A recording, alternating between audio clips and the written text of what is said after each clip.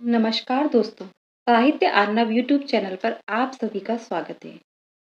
एमपीएपी assistant professor की तैयारी में हम अपने सब्जेक्ट का हिंदी भाषा की 9th और 10th यूनिट हम ले रहे हैं। 9th यूनिट में हमने कवि माखनलाल चतुर्वेदी, भवानी प्रसाद मिश्र इन दो को पढ़ा है। सुभद्रा कुमारी चौहान पर ये वीडियो है जो हमारे पाठ्यक्रम में है। इनकी 3 कविताएं पाठ्यक्रम में लगी हुई हैं। झांसी की रानी जो उनकी प्रसिद्ध कविता है, जलियांवाला बाग में बसंत और वीरों का कैसा हो बसंत। ये 3 कविताएं हमें यहाँ पर इनकी पढ़नी है।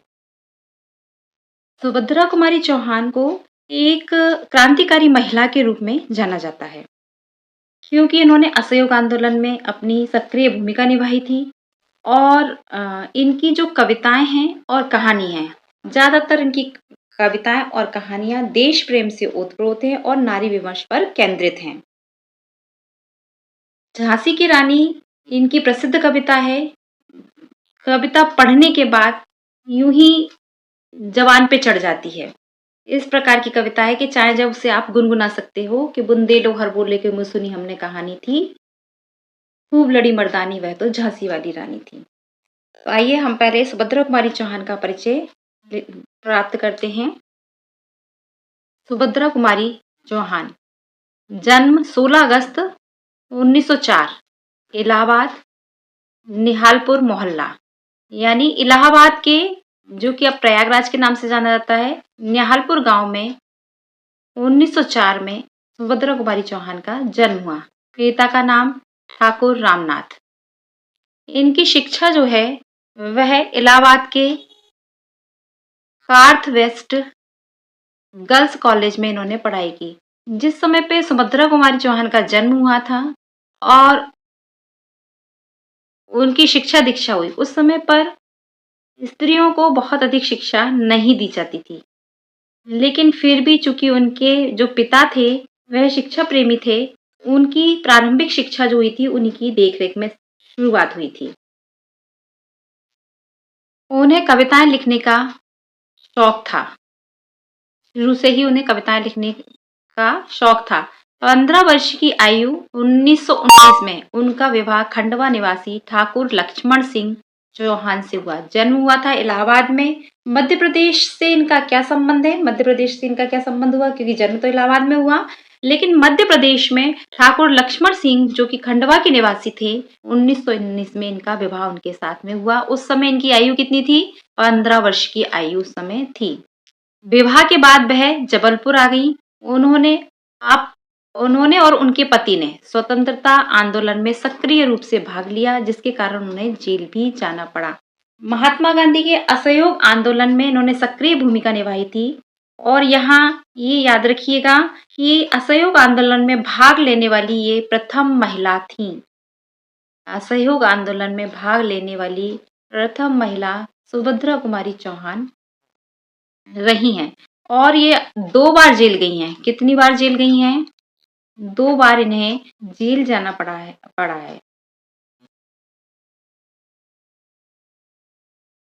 इनका साहित्य में योगदान राष्ट्र प्रेम और नारी चेतना पर इनकी कविताएं केंद्रित हैं। रचनाओं में झांसी की रानी, खूब लड़ी मर्दानी वह तो झांसी वाली रानी थी, सबसे प्रसिद्ध कविता उस कविता के नाम से सुभद्रा कुमारी चौहान को जाना जाता है। काव्य संग्रह मुकुल और त्रिधारा, ये 2 इनके काव्य संग्रह हैं।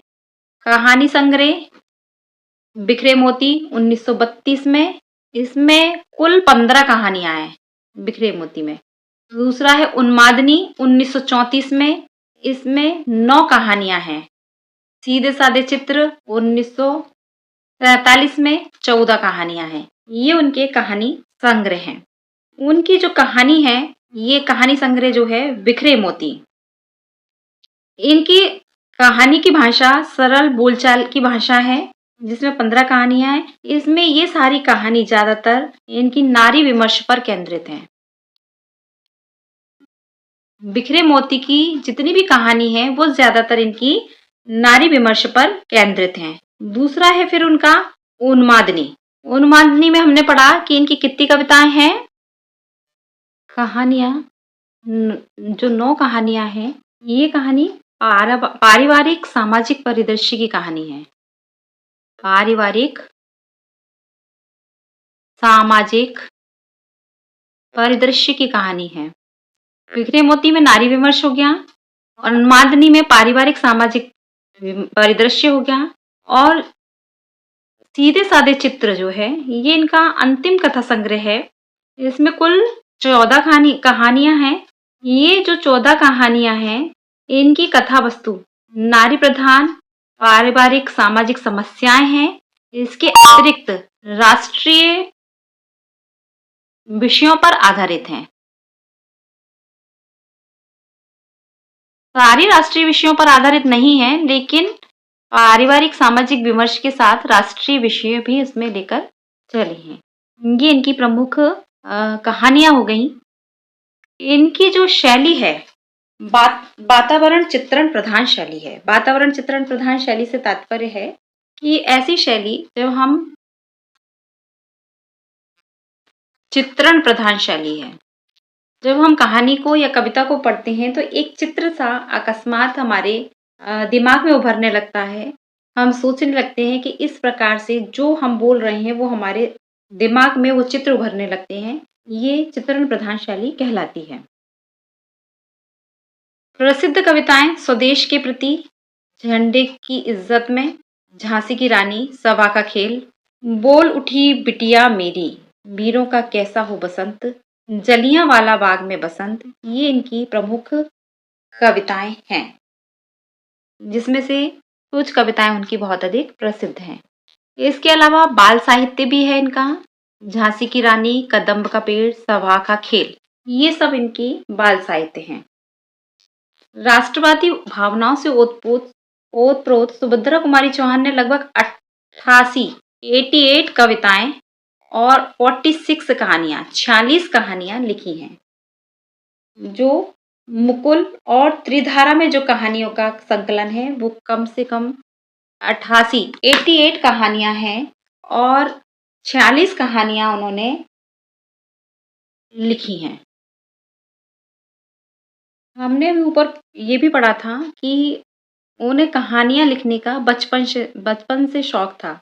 अब यहाँ पर आप एक बात और ध्यान रखिएगा कि वो जिस स्कूल में पढ़ रही थी, स्कूल का नाम था उनका क्राफ्ट्सबेट गर्ल्स कॉलेज। वहाँ पर महादेवी वर्मा उनकी सहेली थी, उनकी मित्र थी और उनकी जूनियर थी। इनकी बहुत अच्छी मित्रता महादेवी वर्मा से हो गई थी। 15 फरवरी 1948 को एक कार दुर्घटना में उनका असामयिक निधन हो गया। 15 फरवरी 1948 को कार दुर्घटना के कारण वह इस संसार को छोड़कर चली गई। अब इसके बाद में हम आते हैं उनका सम्मान। उन्हें शेक्सपियर पारितोषिक 1931 में मुकुल कविता संग्रह के लिए। देखिए ऐसी कवित्री थी कि इनको 2 बार शेक्सपियर पारितोषिक सम्मान जो है वो मिला है। 1931 में मुकुल कविता संग्रह के लिए मिला। 1932 में बिखरे मोती जो कहानी संग्रह है उसके लिए इन्हें दूसरी बार मिला। ये प्रश्न इम्पोर्टेंट हो जाता है कि ऐसी कौन सा कवि है, ऐसी कौन सी कवित्री है, लेखिका है जिनको 2 बार शेक्सपियर पारितोषिक पुरस्कार प्राप्त हुआ। भारतीय डाकघर विभाग ने 6 अगस्त 1976 को सुभद्रा कुमारी चौहान के सम्मान में 25 पैसे का एक डाक टिकट जारी किया। ये बहुत इंपॉर्टेंट नहीं है लेकिन जानने योग्य है कि आप थोड़ा सा जान के रखें। भारतीय तट रक्षक सेना ने 28 अप्रैल 2006 को सुभद्रा कुमारी चौहान की राष्ट्र प्रेम की भावनाओं को सम्मानित करने के लिए नए नियुक्त एक तट रक्षक जहाज को सुभद्रा कुमारी चौहान नाम दिया गया। ये सब उनके सम्मान में किया गया था। जबलपुर के निवासियों ने चंदा इकट्ठा करके नगर पालिका प्रांगण में सुभद्रा जी की आदमकद प्रतिमा लगवाई, जिसका अनावरण 27 नवंबर 1949 को कवित्री और उनकी बचपन की सहेली, देखिए यहाँ पर आ गया उनकी बचपन की सहेली महादेवी वर्मा ने किया। प्रतिमा अनावरण के समय भदंत आनंद, कौशल्यायन, हरिवंश राय बच्चन जी, डॉक्टर रामकुमार वर्मा और इलाचंद्र जोशी भी उपस्थित थे। महादेवी जी ने इस अवसर पर कहा था, ये थोड़ा सा ध्यान दे लीजिए, नदियों का कोई स्मारक नहीं होता।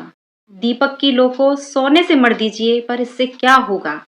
हम सुभद्रा के संदेश को दूर दूर तक फैलाएं और आचरण में उसके महत्व को माने, यही असल स्मारक है। ये पंक्तियां किसकी हैं? ये महादेवी वर्मा की हैं। उन्होंने सुभद्रा कुमारी चौहान के स्मारक के समय पर ये पंक्तियां कही थी। ये हुआ हमारा सुभद्रा कुमारी चौहान का परिचय। वीरों का कैसा हो बसंत। अब हमें ये कविता पढ़नी है। ये कविता 1930 के आसपास है। मुकुल में संकलित है। मुकुल वही काव्य संग्रह है जिस पर 1931 में इन्हें शेक्सपियर पुरस्कार प्राप्त हुआ था। 1931 में हुआ था ना भाई। चलिए अब हम इस कविता को देखने से पहले, क्योंकि उनकी यह कविता जो है वह एक उत्कृष्ट कविता है जिसमें प्राकृतिक सौंदर्य और युद्ध की विभीषण परिस्थितियों के बीच में तुलनात्मक चित्रण किया है। इसकी जानकारी हम लेते हैं। जो सुभद्रा कुमारी चौहान की पुत्री थी सुधा चौहान, इन्होंने सुभद्रा कुमारी चौहान पर एक जीवनी लिखी थी। उसका नाम है मिला तेज से तेज। तेज से तेज, मिला तेज से तेज, ये सुभद्रा कुमारी चौहान की इसमें जीवनी। इस जीवनी में उन्होंने वीरों का कैसा हो बसंत इस शीर्षक पर जिक्र किया है। तो पहले हम मिला तेज से तेज में जो सुधा चौहान ने सुभद्रा कुमारी चौहान के लिए लिखा है, हम पहले उसको देखते हैं, फिर इस कविता का अध्ययन करेंगे। आपको जो स्क्रीन पर दिखाई दे रहा है यह मिला तेज से तेज जो उनकी जीवनी है उसका ही अंश है। झांसी की रानी जैसी प्रसिद्ध सुभद्रा की दूसरी कविता है वीरों का कैसा हो बसंत। इस कविता के लिखे जाने की एक अंतरकथा है। उन्होंने यहाँ पर इसकी एक अंतरकथा बताई है। ये अंतरकथा क्या है? सुभद्रा के घर पर अक्सर शाम के समय जबलपुर के साहित्यिक इकट्ठे हो जाया करते थे। मतलब जितने भी साहित्यिक प्रेमी थे वो उनके घर पे इकट्ठे होते थे। कभी कभी बातों बातों में ये सोचा कि बसंत पर कविता लिखनी चाहिए। अन्य दो पुरुष कवियों ने बसंत पर जिस प्रकार की कविताएं लिखी उसी तरह की लिखी जैसी पारंपरिक कविताएं लिखी जाती हैं। बसंत और यौवन तथा कोयल और राग रंग पर ये उन दो साहित्यकारों ने लिखी। सुभद्रा ने कविता लिखी वीरों का कैसा हो बसंत। सरसों के पीले फूलों में वसुधा रूपी बधू के अंग अंग को पुलकित कर दिया है, किंतु उसके कंत वीर वेश में हैं। वीरों का बसंत कैसा होता है।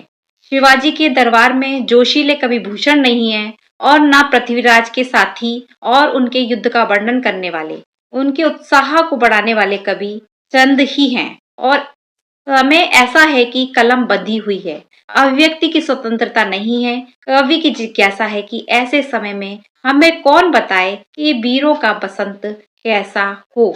ये अंश जो है मिला तेज से तेज जीवनी के हैं जो सुधा चौहान ने लिखे हैं। आइए अब हम पढ़ते हैं अपनी कविता। वसंत ऋतु सामान्यतः सौंदर्य, प्रेम और उल्लास का प्रतीक मानी जाती है, लेकिन एक वीर योद्धा के लिए बसंत का अर्थ बदल जाता है। कवित्री यहाँ पर वही प्रश्न कर रही है कि योद्धा अपनी मातृभूमि की रक्षा के लिए युद्ध मैदान में है, लेकिन उसके लिए ऋतुराज बसंत का स्वागत कैसा होना चाहिए, उसके लिए बसंत कैसा होना चाहिए, ये प्रश्न जो है वह यहाँ पर सुभद्रा कुमारी चौहान ने किया है। वीरों का कैसा हो बसंत, आ रही हिमालय से पुकार, है उदधि गरजता बार बार, प्राची पश्चिम भू नव अपार, सब पूछ रहे हैं दिग दिगंत, वीरों का कैसा हो बसंत। कैसा होना चाहिए वीरों का बसंत। वो कह रही है हिमालय से पुकार आ रही है। हिमालय से, हिमालय कहाँ पर है? हमने अभी कल एक कविता में और पढ़ा था कि हिमालय जो है वह भारत के उत्तर में स्थित है। वहां से हिमालय से भी ये पुकार आ रही है और जो समुद्र है वह बार बार गरज गरज कर पूछ रहा है और जो दिशाएं हैं प्राची यानी पूर्व दिशा, पूर्व, पश्चिम, धरती, आकाश और दसों दिशाएं, दिग दिगंत, दसों दिशाएं सब बार बार एक ही जिज्ञासा रखे हुए हैं कि देश के रक्षकों के लिए, जो इन्होंने देश की स्वाधीनता के लिए अपना सब कुछ त्यागने पर जो तत्पर हैं, उनके बसंत का स्वरूप क्या होना चाहिए। क्या उनके लिए बसंत केवल फूलों का खिलौना है या फिर उनके लिए युद्ध के नगाड़े हैं। सामान्य तौर पर जब बसंत ऋतु आती है तो हर तरफ हरियाली छा जाती है, जो मौसम है वो बदल जाता है।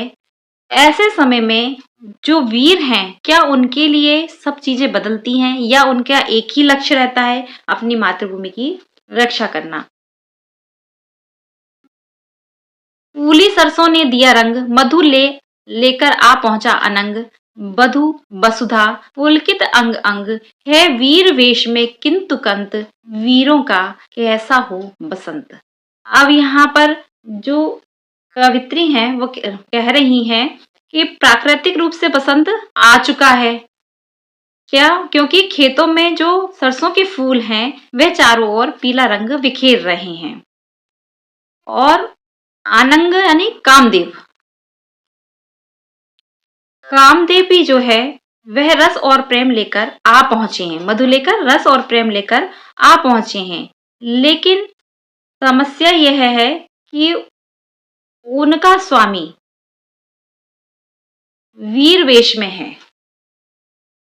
कामदेव जो हैं वह रस लेकर और प्रेम लेकर आ पहुंचे हैं और जो धरती है वह भी खुशी से पुलकित हो गई है।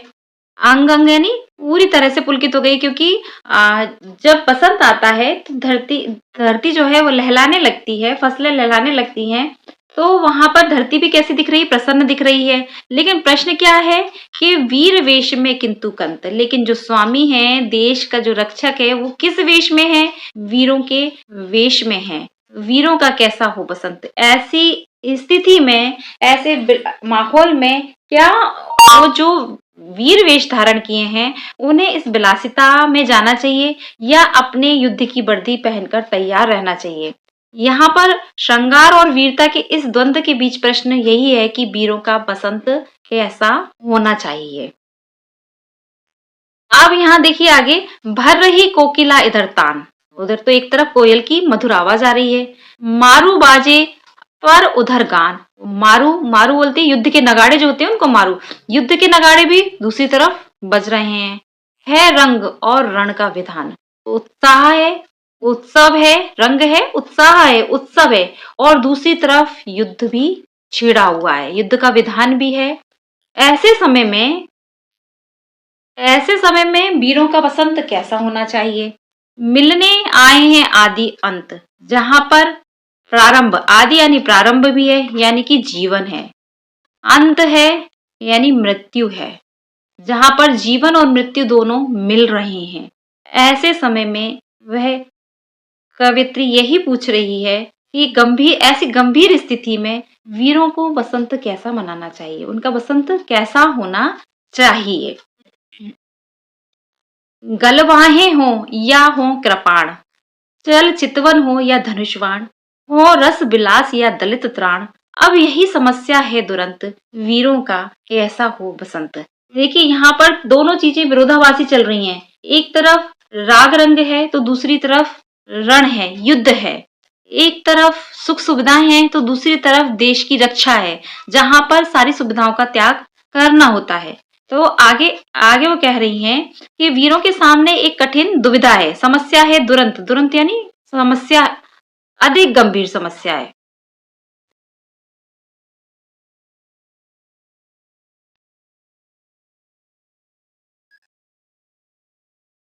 अब यहाँ जो वीर है उसके सामने समस्या कैसी है? गलवाहें हो या हो कृपाण, उसके सामने एक कठिन दुविधा है। क्या है कि वह अपने प्रियतमा की बाहों में रहे या फिर उसके हाथों में तलवार हो, कृपाण यानी तलवार, तलवार हो या वह तलवार को थामे रहे। क्या वह तिरछी चितवन या प्रेम में, चल चितवन है ना, तिरछी चितवन है आंखों से देखना, प्रेम में देखना। तो क्या वह प्रेम में खोया रहे या फिर अपने धनुष बाण को संभाल कर रखे। वो रस विलास, वो जीवन के रस विलास का आनंद ले, सुख सुविधाओं को भोगे, या दलित त्राण, या फिर जो शोषित हैं, जो देश का शोषण कर रहे हैं उनके विरुद्ध तलवार उठाए, या उनकी रक्षा के लिए अपने प्राण न्यौछावर कर दे। अब यही समस्या है दुरंत। ये एक बहुत गंभीर कठिन प्रश्न है।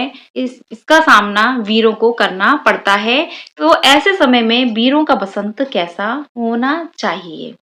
कह दे अतीत अब मौन त्याग, लंके तुझ में क्यों लगी आग, ए कुरुक्षेत्र अब जाग जाग, बतला अपने अनुभव अनंत, वीरों का कैसा हो बसंत। अब यहाँ पर इतिहास को भी जो कवित्री हैं उन्होंने पुकारा है।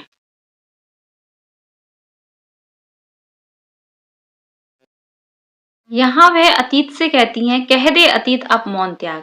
जो इतिहास है वह अपनी चुप्पी को छोड़कर अपने अंदर जो रहस्य समाये हुए हैं उसको बताए। लंके तुझ में लगी आग, तुझ में क्यों लगी आग। साथ ही वे लंका से पूछती हैं कि वहां विनाश की आग क्यों लगी। कुरुक्षेत्र से कहती हैं कि ए कुरुक्षेत्र के मैदान अब जाग जाग, सबको जगाने के लिए कहती हैं कि अब जागो और कुरुक्षेत्र का युद्ध क्यों हुआ ये बताओ, और सबको कुरुक्षेत्र के युद्ध में क्या तुमने अनुभव किया, तुम्हारे जो अनंत अनुभव हैं उन सबको यहाँ पर बताओ। यहाँ पर ये ऐतिहासिक संदर्भ को याद करने का जो कारण है वो यह है कि कवित्री यह बताती हैं कि जब जब अन्याय बढ़ता है, अन्याय जब जब बड़ा है, तब तब वीरों ने अपने लहू से, अपने खून से बसंत लिखा है। मतलब उनके बसंत का रंग कैसा होता है, लाल होता है, जो उनके लहू से या उनके खून से लिखा जाता है, उस प्रकार का उनका बसंत होता है। हल्दी घाटी के शिलाखंड, ए दुर्ग सिंहगढ़ के प्रचंड, राणा ताना का कर घमंड, दो जगह आज स्मृतियां ज्वलंत, वीरों का कैसा हो बसंत। अब यहाँ पर हल्दी घाटी का युद्ध वो याद कर रही हैं कि महाराणा प्रताप ने हल्दी घाटी का युद्ध किया था। तो हल्दी घाटी के जो पत्थर हैं, जो शिलाखंड हैं, वह उस युद्ध की गवाही देते हैं। ए दुर्ग सिंहगढ़ के प्रचंड, और सिंहगढ़ में जो तानाजी मालुसरे, सिंहगढ़ के जो वो थे राजा, वो थे तानाजी मालुसरे। इन जैसे महान योद्धाओं की वीरता को उन्होंने याद किया है। इनको याद करते हुए कह रही हैं कि हल्दी घाटी के पत्थर और सिंहगढ़ के विशाल किले उन योद्धाओं के गौरव और स्वाभिमान, घमंड के प्रतीक हैं। मतलब वहां के जो दुर्ग हैं, वहां के जो किले हैं, वह इन योद्धाओं के, इन वीरों के स्वाभिमान का, ना झुकने वाली प्रवृत्ति का, बल्कि अपने प्राणों को उत्सर्ग कर देने वाली प्रवृत्ति का गर्व किए हुए आज भी खड़े हैं। दो जगह आज स्मृतियां ज्वलंत। अब वह उन क्या कह रही हैं कि आज उन पुरानी यादों को फिर से जगाने की जरूरत है। क्यों जरूरत है? ताकि नई पीढ़ी ये समझ सके कि वीरों के लिए केवल बसंत फूलों का त्योहार नहीं, बल्कि आत्मसम्मान और रक्षा का उत्सव है। वीर हमेशा अपने आत्मोत्सर्ग के लिए हमेशा तत्पर रहते हैं। अंत में वे लिखती हैं, भूषण अथवा कवि चंद नहीं, बिजली भर दे वे छंद नहीं, है कलम बधी स्वच्छंद नहीं, फिर हमें बतावे कौन, हंत वीरों का कैसा हो बसंत।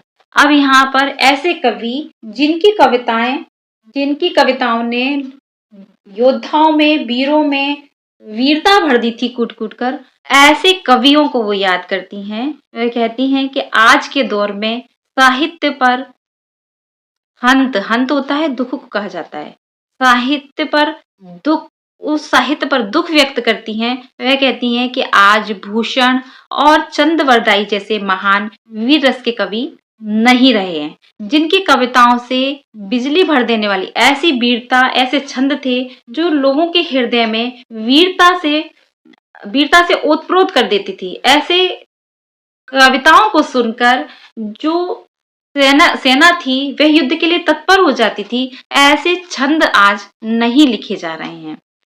कलम क्या है, बंधी हुई है, तो छंद नहीं है। अर्थात जो स्वतंत्र होकर वीरता का गुणगान आज नहीं कर पा रहे हैं, परतंत्र की बेड़ियों में हैं। ऐसे समय में हमें कौन बताएगा कि वास्तव में वीरों का वसंत कैसा होना चाहिए। ये आपकी एक कविता है। यहाँ पर ऐतिहासिक संदर्भों को लिया गया है, जैसे कि लंका है, रामायण से लिया गया है, कुरुक्षेत्र महाभारत से कुरुक्षेत्र है,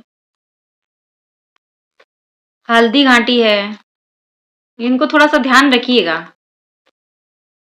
और सिंगड़ है। ये तो हमारे ऐतिहासिक संदर्भ लिए गए हैं। साहित्य में भूषण, चंदवरदाई, इन कवियों को याद किया गया है। कुल मिलाकर ये कविता जो है वह प्रकृति वर्णन नहीं है, बल्कि एक आह्वान है कि वीरों का सच में बसंत कैसा होना चाहिए। उनका वसंत, वीरों के लिए बसंत का तात्पर्य क्या है? बलिदान और शौर्य, अपने देश की सेवा करना, अपने देश से प्रेम करना और उसके लिए अपने प्राणों तक को न्यौछावर कर देना, यही उनके लिए वसंत का मतलब है। यहाँ पर आपकी ये कविता जो है वह पूर्ण होती है। ये महादेवी वर्मा और उनकी कविता वीरों का कैसा हो बसंत, ये आपकी कंप्लीट हो गई है। नेक्स्ट वीडियो में हम जलियांवाला बाग में बसंत और उनकी कविता झांसी की रानी। झांसी की रानी कविता बहुत सुंदर, बहुत अच्छी है। एक कविता में पूरा का पूरा छबीली का वर्णन, जो झांसी की रानी जिनका बचपन का नाम मनु और जिन्हें प्यार से छबीली कहा जाता था, पूरा का पूरा ऐसा लगता है बचपन से लेकर उनकी मृत्यु तक का बहुत कम शब्दों में पूरा वर्णन कर दिया है। उस कविता को पूरी पढ़िएगा, उसमें से कुछ खास खास चीजें निकालेंगे अपन। जो लोग वीडियो देख रहे हैं चैनल को सब्सक्राइब कर लें, बेल आइकॉन प्रेस कर दें, लाइक और शेयर जरूर करें। आप वीडियो इतने सारे लोग देखते हैं, मुझे इतने सारे व्यूवर दिखते हैं, लेकिन आप लोग लाइक नहीं करते उसको। अरे भाई, जब पढ़ रहे होते हैं तो तुरंत लाइक भी कर दिया करो। तो आप लाइक करिए, शेयर करिए। अगला वीडियो हम लेकर आएंगे, तब तक स्वस्थ रहिए, मस्त रहिए और तैयारियों में भरपूर ऊर्जा से व्यस्त रहिए। धन्यवाद।